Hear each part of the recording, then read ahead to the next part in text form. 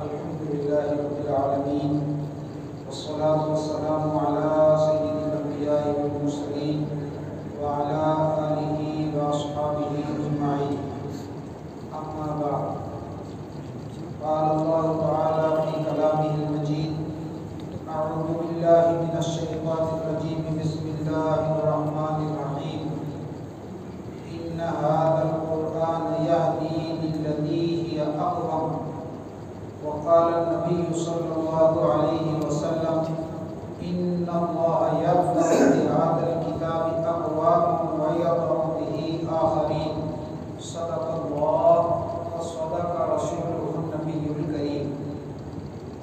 اللهم صل على سيدنا محمد وعلى آل سيدنا محمد وأصحاب سيدنا محمد وبارك وسلم عليه.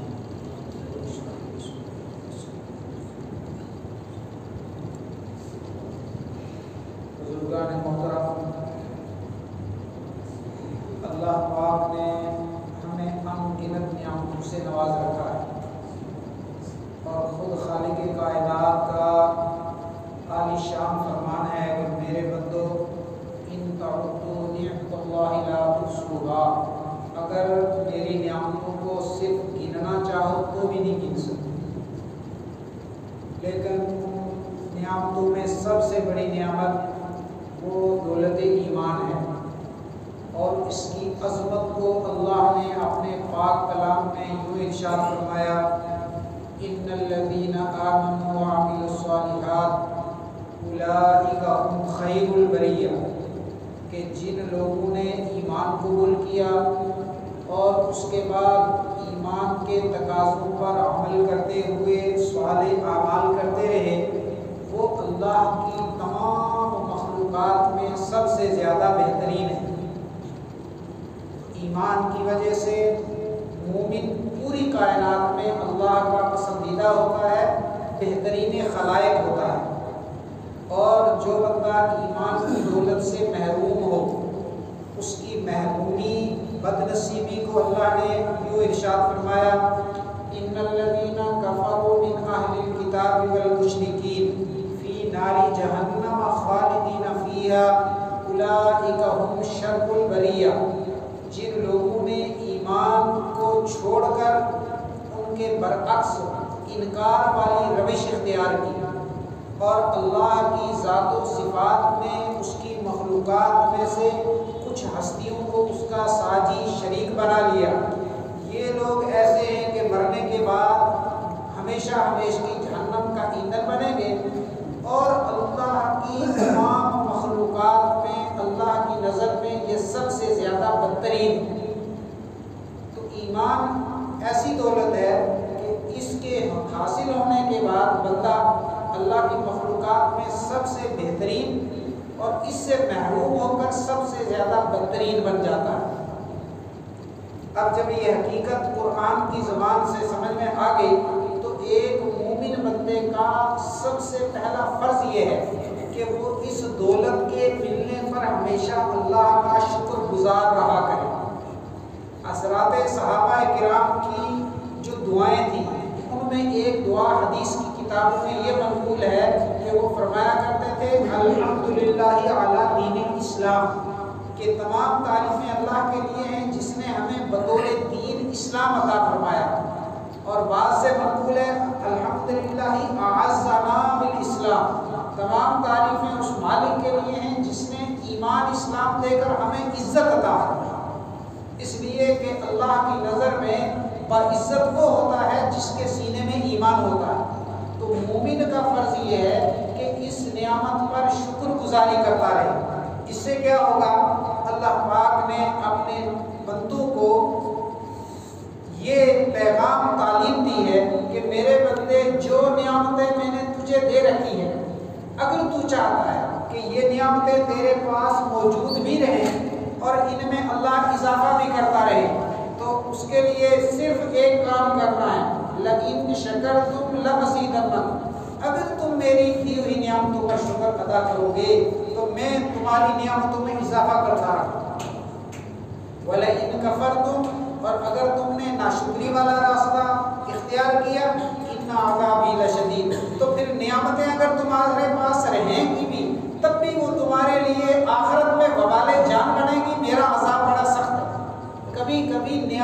دیکھنے میں نعمت لگتی ہے، لیکن اللہ کی ناشکری جب اس نعمت پر ہوتی ہے تو وہ نعمت دیکھنے میں نعمت ہوتی ہے، آخرت کے اعتبار سے بری وبال جان بنا کرتی ہے۔ بہت سارے اللہ کے بندے ایسے ہیں جن کو اللہ نے دنیا میں بے شمار نعمتیں عطا فرمائی، عزتیں عطا فرمائی، بادشاہت عطا فرمائی، دولت کی بھرمار عطا فرمائی، لیکن اسی کے ذریعے سے اللہ تعالیٰ نے ان کو ہلاک نہیں کیا، اس لیے کہ شکر گزاری والے راستے کو چھوڑ کر ناشکری والا راستہ اختیار کیا۔ اللہ پاک نے مجھے آپ کو ایمان کی دولت عطا فرمائی، اس پر ہمیں شکر گزار رہنا، اللہ پاک سے ہمیشہ اس ایمان کی، اسلام کی سلامتی کو مانگنا ہے۔ اللہ تمام اہل ایمان کو جب ان کی موت کا وقت آئے ایمان کامل پر خاتمہ نصیب فرمائے۔ میں نے قرآن پاک میں سے اللہ رب العالمین کا ایک فرمان آپ کے سامنے پڑھا اور رسول اکرم صلی اللہ علیہ وسلم کا ایک ارشاد حدیث پاک کی شکل میں، ان ھذا القرآن یہدی للتی ہی اقوم، کہ یہ قرآن جس راستے کی رہنمائی کرتا ہے وہ راستہ سب سے زیادہ سیدھا ہے۔ اور یاد رکھیں کہ ہماری سب سے بڑی ضرورت دنیا میں ہدایت ہے۔ قرآن حکیم یہ اللہ رب العالمین کی طرف سے انسانیت کے نام ایک پیغام ہے۔ حضرات صحابہ کرام کی عادت مبارکہ یہ تھی کہ جب تک رسول اکرم صلی اللہ علیہ وسلم دنیا میں تشریف فرما رہے تو جب بھی کوئی معاملہ پیش آتا وہ دربار نبوی میں آ کر رسول اکرم صلی اللہ علیہ وسلم سے اس میں رہنمائی حاصل کرتے، لیکن جب آپ دنیا سے پردہ فرما گئے اور تشریف لے گئے تو اب حضرات صحابہ کرام کو جب بھی کسی معاملے میں کوئی دقت دشواری پیش آتی تھی یا ذہن میں کوئی خلجان اور اشکال پیش آتا تھا اور اس کے سلسلے میں وہ رہنمائی حاصل کرنا چاہتے تھے تو وہ قرآن کی طرف رجوع کرتے تھے۔ اسی لیے بعض اہل اللہ نے لکھا ہے کہ قرآن حکیم رسول اکرم صلی اللہ علیہ وسلم کا اس دنیا میں رہتی دنیا تک قیامت تک قائم مقام ہے، یہ آپ کا خلیفہ ہے۔ جو کام دنیا میں رہ کر حضور فرمایا کرتے تھے وہ کام اب قرآن سے لیا جائے گا، اور قرآن کی پہلی سورت سورۃ الفاتحہ جو سارے قرآن کا خلاصہ ہے، اس میں اللہ تعالیٰ نے اپنے بندوں کو اپنے دربار میں آ کر دعا ایک سکھائی اور فرمایا اس میں یہ مجھ سے مانگو، اور یہی دعا اس سورہ فاتحہ کی اصل روح ہے، اہدنا الصراط المستقیم، اے اللہ ہمیں سیدھا راستہ عطا فرما دیجئے، سیدھے راستے پر چلائیے۔ تو اللہ پاک نے ارشاد فرمایا کہ تمہیں اگر سیدھے راستے کی تلاش ہے تو جو راستہ یہ قرآن بتا رہا ہے وہ بالکل سیدھا راستہ، یہ اقوم، اور اقوم عربی زبان کے اعتبار سے، عربی گرامر سے جو لوگ واقف ہیں وہ جانتے ہیں کہ یہ صفت مشبہ کا صیغہ ہے، اور اس کا مطلب یہ ہے کہ قرآن جو راستہ بتا رہا ہے وہ آج بھی سیدھا ہے اور رہتی دنیا تک وہی راستہ سیدھا رہے گا، اس کے سیدھے پن میں کبھی کوئی فرق آنے والا نہیں۔ دور نبوی میں جیسا یہ سیدھا تھا تا صبح قیامت یہ سیدھا رہے گا۔ جو بندہ حق کا متلاشی ہو اور وہ سیدھے راستے پر چلنا چاہتا ہو اور زمانہ نبوی کے بعد وہ دنیا میں آیا ہو تو اس کے لیے ایک ہی صورت ہے کہ وہ ہر معاملے میں قرآن کے ساتھ رجوع کرے۔ ایک تابعی ہیں حضرت احنف ابن قیس رحمۃ اللہ علیہ، ان کا ایک بہت عجیب واقعہ تاریخ کی کتابوں میں ملتا ہے کہ انہوں نے ایک دن قرآن حکیم کی یہ آیت پڑھی، انا انزلنا الیکم کتابا فیہ ذکرکم، کہ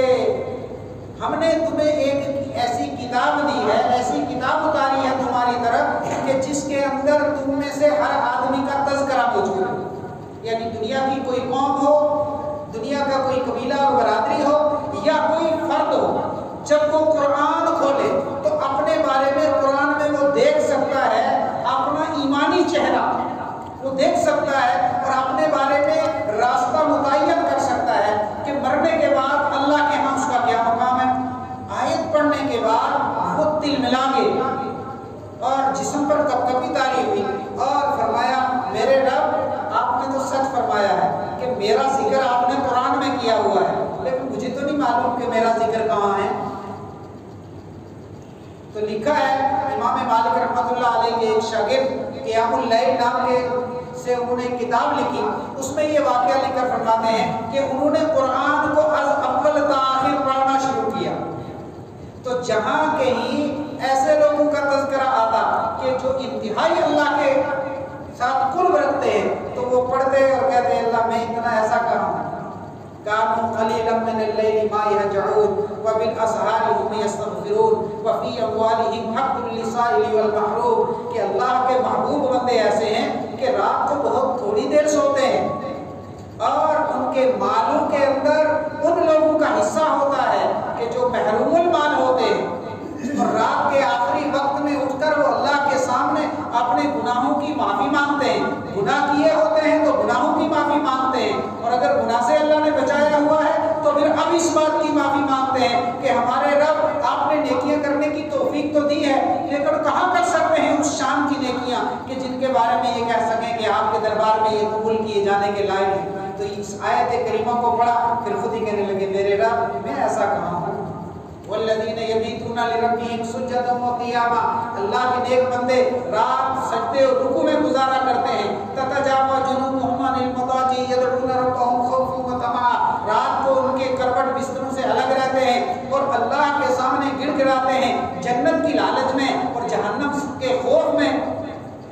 اور الذین ينفقون في السراء والضراء والكاظمین الغیظ والعافین عن الناس. وہ چھپ کر بھی اللہ کے راستے میں مال کو خرچ کرتے ہیں, علل اعلان بھی خرچ کرتے ہیں جیسے حالات مناسب ہوں ان کے لیے, اور جب غصہ آتا ہے تو غصے کو پی جاتے ہیں, لوگوں کو معاف کر دیا کرتے ہیں. اور اس موقع پر مجھے واقعہ یاد آ گیا. واقعہ تو مفصل ہے لیکن بالکل وقت کی مناسبت سے اختصار کے ساتھ. اور اس واقعے میں جو حنف ابن قیس کا واقعہ ہے اس میں روح پھونکنے والا یہ واقعہ ہے کہ اصحاب رسول اور وہ لوگ کہ جو قرآن کو بالکل اسی طرح اللہ کی طرف سے ہدایت نامہ سمجھتے تھے جیسا اللہ نے اس کو بنا کر بھیجا ہے, وہ قرآن کو پڑھنے کے بعد کیا کیا کرتے تھے. نوازہ رسول حضرت امام حسن رضی اللہ تعالیٰ ان کی خدمت میں ایک بادشاہ نے بہت قیمتی پیالہ بھیجا اور ساتھ میں یہ درخواست کی کہ حضرت آپ کا مزاج چونکہ صدقہ خیرات کرنے کا بہت زیادہ ہے تو میری عرض یہ ہے کہ یہ میں نے بڑے خلوص سے اور بہت قیمتی پیالہ آپ کی خدمت میں پیش کیا ہے, جب تک آپ حیات ہیں اس کو استعمال کریں گے, اس میں پانی پئیں گے, یہ میری بڑی سعادت ہوگی. تو حضرت نے وہ پیالہ اپنے پانی پینے کے لیے, بہت قیمتی پیالہ, تو ایک خادمہ تھی تو ایک دن حضرت نے پانی مانگا, وہ اسی پیالے میں لایا کرتی تھی. راستے میں پاؤں پھسلا, پیالہ ٹوٹ گیا تو حضرت کو بڑا غصہ آیا. تو خادمہ قرآن کی عالمہ تھی, اس نے فوراً آیت پڑھی والکاظمین الغیظ. اللہ کے محبوب بندے غصے کو پی جایا کرتے ہیں. حضرت نے جو سنا تو کانپ گئے, چونکہ اللہ کا فرمان ہے کہ میرے مومن بندے غصہ پی جایا کرتے ہیں. اب اللہ کا فرمان ہو اور اس سے آگے بڑھا جائے نہیں. اور قسم تو غیظی, میں نے اپنے غصے کو پی لیا. پھر اس مادی نے سوچا مومن بڑا زیرک ہوتا ہے, بہت ہوشیار ہوتا ہے. اتقوا من فراست المومن, مومن کی سمجھداری, اس کی ذہانت, اس کی ذکاوت سے ڈرو. فإنه ينظر بنور الله, اس لیے کہ وہ اللہ کے دیے ہوئے نور ایمان سے دیکھا کرتا ہے, وہ معاملہ فہم ہوتا ہے. تو اس باندی نے فوراً کہا کہ والعافین عن الناس, دل میں سوچا کہ پھر غلطی ہوگی کبھی, پھر حضرت ڈانٹیں گے, میں نے اس دن بھی تجھے کچھ نہیں کہا تھا تو معاف تو نہیں نہ کیا, یہی تو فرمایا غصہ پی لیا میں نے. تو کہنے لگے کہ مومن بندے غصے کو پی جایا کرتے ہیں, لوگوں کو معاف بھی کیا کرتے ہیں. حضرت نے فرمایا عفوت کی, میں نے تجھے معاف بھی کر دیا. پھر اگلا آیت کا حصہ پڑا موقع کا فائدہ اٹھاتے ہوئے, واللہ یحب المحسنین, اللہ احسان کرنے والوں کو اپنی محبت عطا فرمایا کرتا ہے اور ان کو اپنا دوست بنایا کرتا ہے. تو حضرت نے فرمایا دیکھ میں تیرے اوپر احسان کرتا ہوں اور تجھے میں آزاد کرتا ہوں. اس واقعے میں یہ پیغام چھپا ہوا ہے کہ اللہ کا فرمان اور قرآن کا حکم سامنے آنے کے بعد کس طرح پر اپنے آپ کو ڈھیر کر دیا حضرت امام حسین نے. تو یہ آیت پڑھی حضرت حنف ابن قیس نے, فرمانے لگے اللہ یہ تو آپ کے محبوب بندوں کا ذکر ہے, میں اتنا مرتبے والا کہا ہوں کہ محبت کے اس درجے پر فائز ہو جاؤں. اس کے علاوہ بہت ساری آیتیں جن میں ایمان والوں کی صفات ہیں وہ پڑھتے رہے. پھر اس کے بعد دوبارہ قرآن کی تلاوت شروع کی. اب وہ بندے ہیں کہ جو اللہ کے باغی اور نافرمان اور سرکش ہیں, ان کے تذکرے پڑھنے لگے. انہم کانوا اذا قیل لهم لا الہ الا اللہ یستکبرون, جب ان کے سامنے دعوت ایمان کا ذکر ہوتا ہے, توحید اور رسالت پر گواہی دینے کے لیے ان کے سامنے پیشکش ہوتی ہے یستکبرون، تکبر کرتے ہیں، اس دعوت کو قبول نہیں کرتے۔ تو آیت پڑھنے کے بعد فرمایا اے اللہ میں اتنا گیا گزرا بھی تو نہیں، آپ نے مجھے تو دولت ایمان دے رکھی ہے۔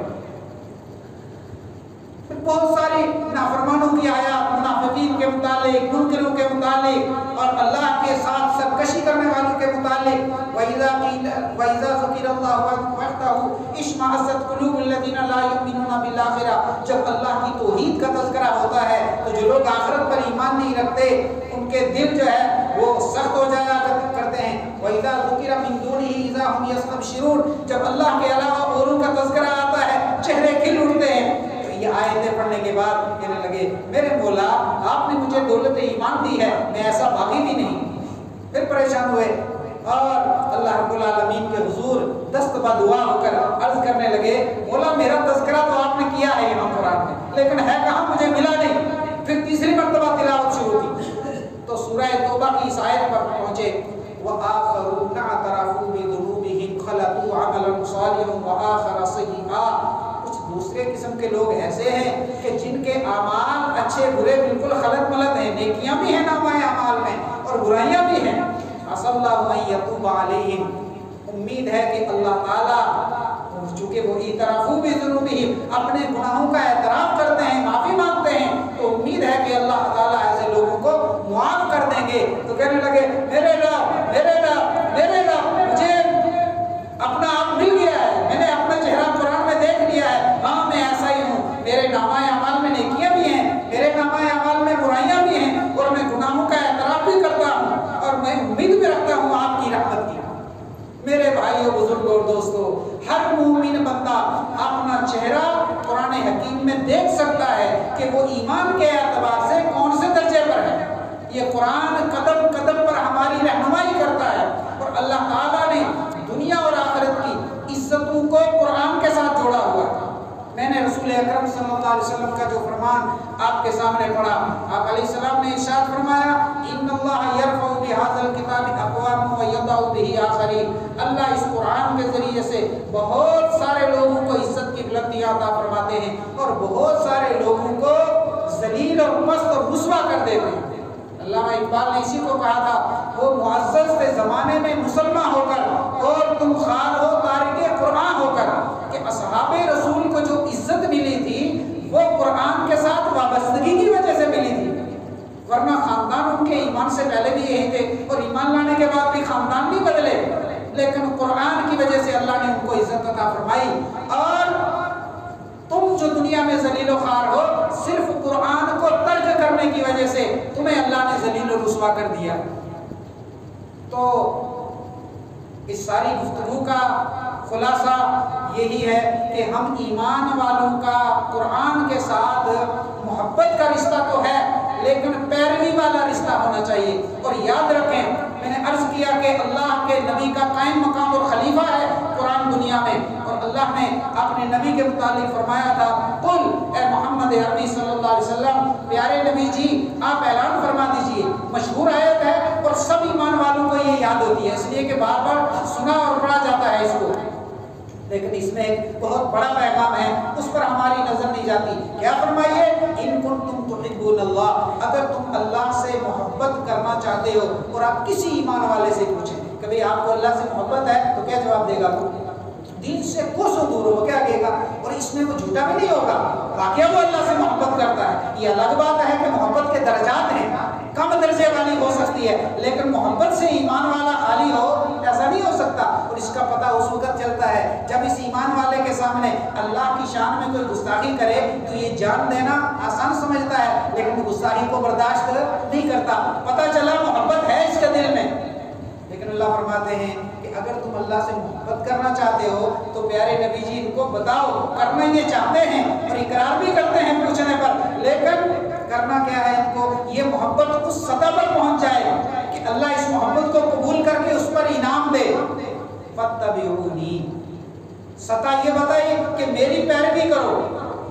اور پھر انعام یہ بتایا یحببکم اللہ، اللہ تم سے محبت کرے گا۔ چونکہ رسول اکرم صلی اللہ علیہ وسلم سارے نبیوں کے امام، سارے رسولوں کے سردار، اور آپ کو جو اللہ نے سب سے بہترین پیارا خطاب عطا فرمایا وہ حبیب اللہ، اللہ کے بہت پیارے، اللہ کے محبوب، جس ذات سے اللہ محبت کرے تو محبوب کی امت جب محبوب کی نقل کرے گی، سنت کا کیا مطلب ہوا؟ سنت پر چلنے کا، کہ حضور آئیڈیل ہے، حضور عملی نمونہ ہے ہمارے لیے، ہم نے ہر کام کرنے میں حضور کی نقل کرنی ہے۔ تو جب میرے محبوب کی امت میرے محبوب کی نقل کرے گی یعنی سنت کی پیروی کرے گی، اور سنت پر پیروی ہی کا دوسرا نام ہے قرآن پر عمل کرنا، تو یحببکم اللہ، پھر اللہ تم سے محبت کریں گے، یہ انعام ملے گا تمہیں۔ تو ایمان محبت تو تمہیں اللہ سے ہے،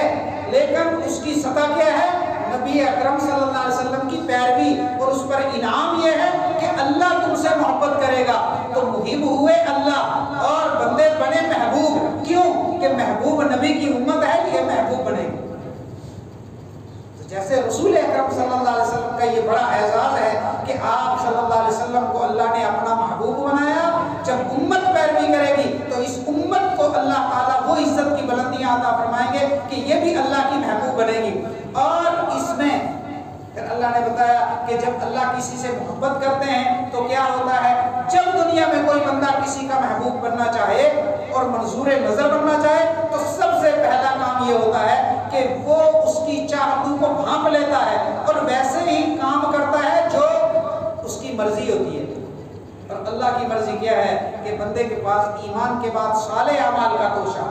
اور دوسرا یہ ہے کہ بندہ گناہوں سے بچا رہے۔ اور اب بتقاضائے بشریت اگر کوئی گناہ ہوتا ہے تو چونکہ تم میرے محبوب بن گئے ہو اور کوئی محبت کرنے والا اپنے محبوب کو تکلیف نہیں دینا چاہتا تو فرمایا یغفر لکم ذنوبکم، اللہ تعالیٰ تمہارے گناہوں کو معاف فرما دیں گے، اور واللہ یحب المحسنین، اور اللہ نیکوکاروں سے بڑی محبت رکھتے ہیں۔ میرے بھائیوں، بزرگوں اور دوستوں، جس طرح اس وقت یہ بات اتنی عام اور ضروری تھی جب اللہ نے قرآن حکیم کی دولت اس امت کو عطا فرمائی تھی کہ اس کی پیروی کی جائے، اسی طرح آج بھی ضرورت ہے کہ زندگی میں کوئی عمل کرنے سے پہلے ہم اللہ رب العالمین کے قرآن کو اور رسول اکرم صلی اللہ علیہ وسلم کے فرمان کو دیکھیں۔ اصحاب رسول کے بعض واقعات ایسے ہیں کہ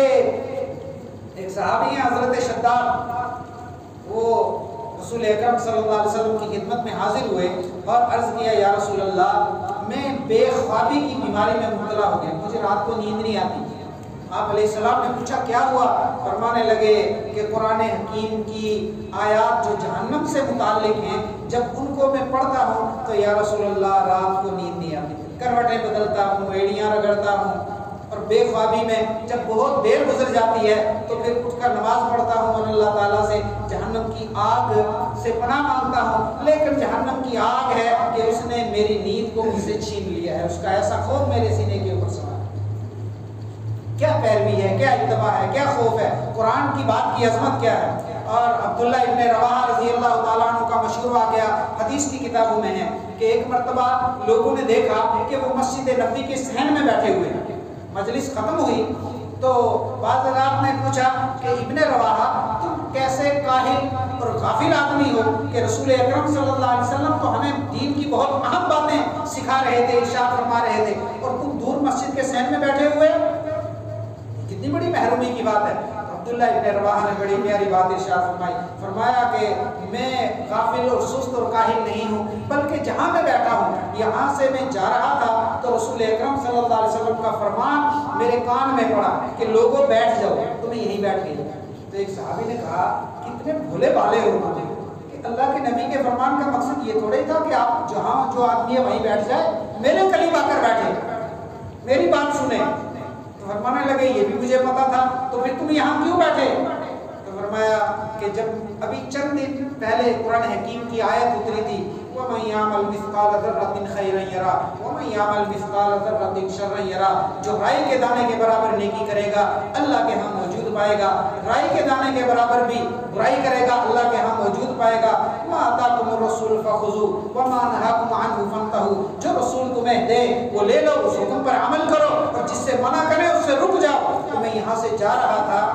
تو میرے ذہن میں قرآن کی آیات اور دوسری آیت اذا جاء اجلهم لا يستأخرون ساعة ولا يستقدمون، جب موت آتی ہے 1 سیکنڈ پہلے نہیں آتی، 1 سیکنڈ بعد نہیں آتی. تو میں نے سوچا اگر میں اندر چلا گیا تو اس سے پہلے میری موت ہو گئی اور کل قیامت میں اللہ کے دربار میں حاضر ہوا اور اللہ نے مجھ سے پوچھا ابن رواحہ میرے نبی نے کہا تھا لوگوں بیٹھ جاؤ اور تمہاری موت چلتے ہوئے آئی تھی، اللہ کے ہاں کیا جواب دیا؟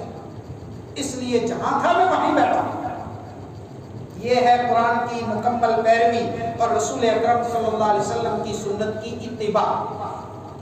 میرے بھائیو بزرگوں دوستو، اللہ رب العالمین جس نے ہمیں ایمان عطا فرمایا، قرآن کی دولت عطا فرمائی، رسول اکرم صلی اللہ علیہ وسلم جیسا قائد رہنما اور عظیم الشان نبی عطا فرمائے، اللہ اپنے خاص فضل سے ہم سب کو قرآن کی مکمل پیروی، قرآن کے ساتھ محبت، دلی وابستگی نصیب فرمائے. ہماری نسلوں میں اللہ تعالیٰ قرآن و حدیث کے علوم کے چشمے جاری فرمائے اور رسول اکرم صلی اللہ علیہ وسلم کی ایسی پیروی کرنے کی توفیق عطا فرمائے جس پر اللہ کا یہ وعدہ ہے کہ یحببکم اللہ، اللہ تمہیں اپنا محبوب بنائے گا. وآخر دعوانا الحمدللہ رب العالمین.